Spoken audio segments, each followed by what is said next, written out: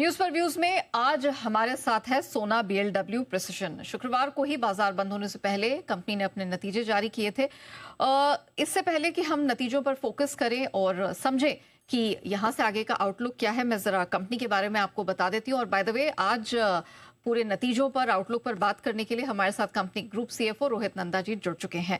तो चलिए कंपनी के बारे में आपको थोड़ी जानकारी दे दी जाए। 1995 में कंपनी की हुई है शुरुआत। दुनिया की दिग्गज मोबिलिटी टेक्नोलॉजी वाली कंपनियों में शामिल है। ओईएम्स के लिए इंजीनियर ऑटोमोटिव सिस्टम और कंपोनेंट डिजाइन मैन्युफैक्चरिंग सप्लाई का काम करते हैं। दुनिया भर में 12 मैन्युफैक्चरिंग यूनिट है और 5 R&D सेंटर है।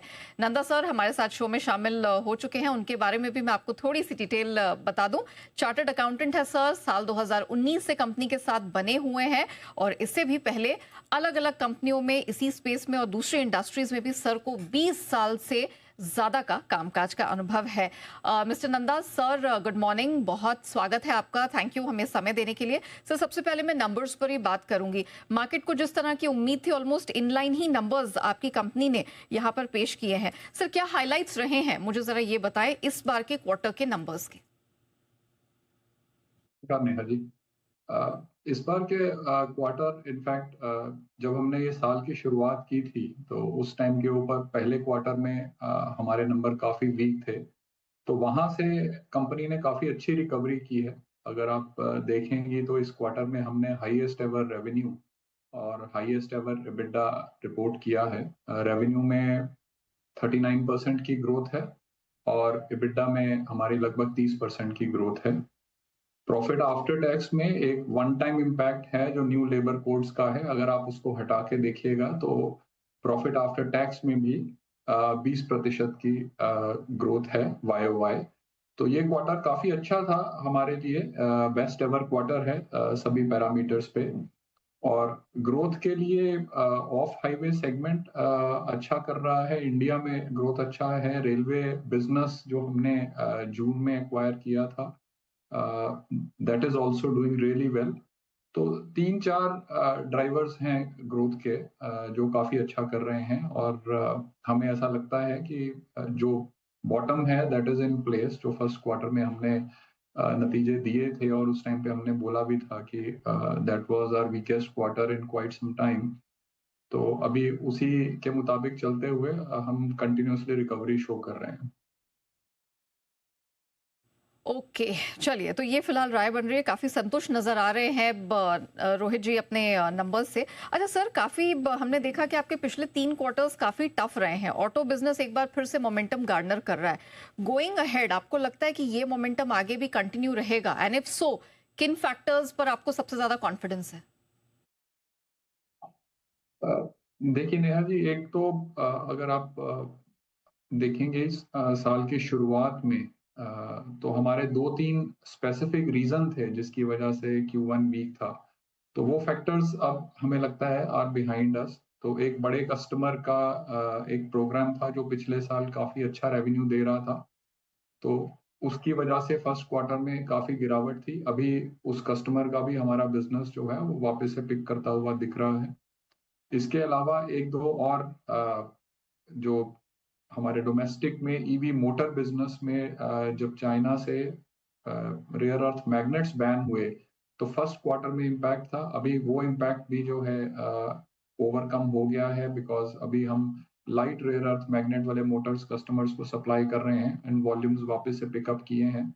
तो जो 2-3 फैक्टर्स साल की बिगिनिंग में नेगेटिव हो गए थे, वो सब फैक्टर्स जो हैं वो रिवर्स होते हुए दिख रहे हैं।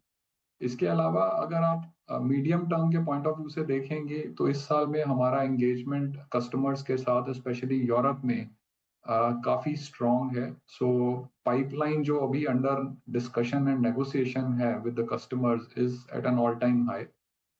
इसको कन्वर्ट होने में थोड़ा वक्त लगेगा, परंतु जनरली ये स्ट्रॉन्ग ऑर्डर पाइपलाइन जो है strong mid term future growth को इंडिकेट करता है।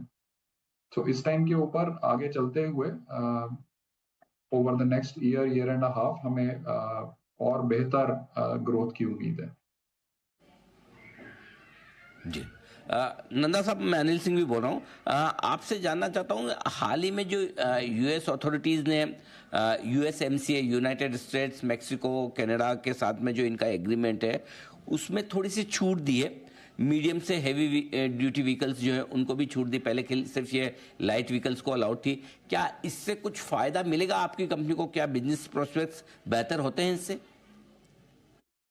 तो अनिल जी, इससे जो पॉजिटिव ये है, जैसे आप तो जानते हैं कि सेक्शन 232 में जो सेक्टर स्पेसिफिक जो टैरिफ्स थे वो 25% ही थे लाइट मोटर व्हीकल्स पे के पार्ट्स पे।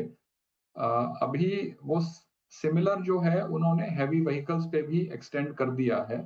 तो उसका अर्थ ये है कि भारत से कोई भी ग्रुप एंड इवन सोना BLW also is equally or I would say is placed on the same grounds जो आप कहीं से भी अगर वो इंपोर्ट करते हैं यूएस में, तो हमारी कंपेटिटिवनेस जो है जो कि लाइट व्हीकल सेगमेंट में तो पहले से ही थी, क्योंकि वहां पे तो 25% सारी दुनिया में ही लगे हुए हैं। लेकिन हैवी व्हीकल्स के केस में भी अब ये कम करके वही 25% पे ला दिए गए हैं। तो उससे कंपेटिटिवनेस जो है वो मेंटेन रहेगी हमारी compare to other places in the world. तो ये पॉजिटिव है। हालांकि हमने अभी तक पिछले 8-9 महीने में टैरिफ के डायरेक्ट इम्पैक्ट में कोई ऐसा रेवेन्यू गिरता हुआ नहीं देखा है।